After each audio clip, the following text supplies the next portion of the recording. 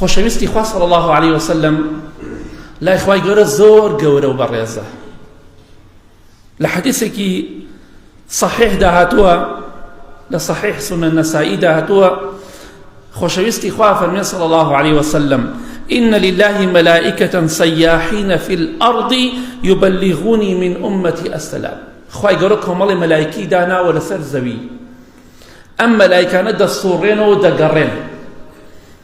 خوای گەورە ئەو ئیشە پێیان سپاردووە، ئەگەڕێن لەسەر زەویدا هەر کەسێک لە ئومەتەکەی من، هەر باوەڕدارێک سڵاواتێک لەسەر من بدا، سڵاواتەکەم پێ دەگەێن.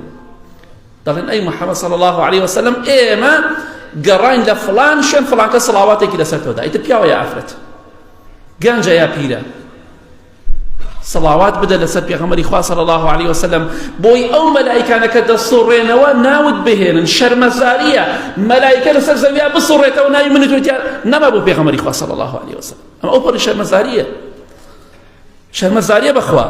ڕۆژانە و شەوانن سڵاوات لەسەر پێغەمبەری خوا نەدەین صلی الله عليه وسلم، کەواتە ئینشاءڵڵا لە بیری مەکە.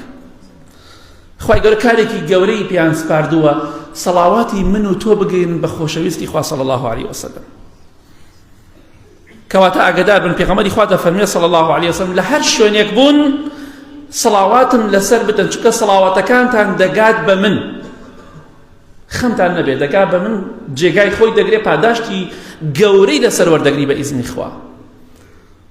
پیاوێکی نەخوێنەوار، پیرەژنێ، پیرە پیاوێک، پیرە مێردێک، شەرم نییە بەقەت سەتەها گەنج سڵاوات لەسەر پێغەمبەری خوا بدات صلی الله عليه وسلم. تۆ تاقەتت زۆرترە، توانات زۆرترە، دەست بەتاڵیت زۆرترە، چی دەکەی لەم مۆبایلە هەر خەڵ پێتە بەردەوام. ئەگەر داوای پێ دەکەی، شتی باشی پێ دەکەی، دەستت خۆش بێ. کەواتە سڵاوات لەسەر پێغەمبەری خوا بدەن صلی الله عليه وسلم.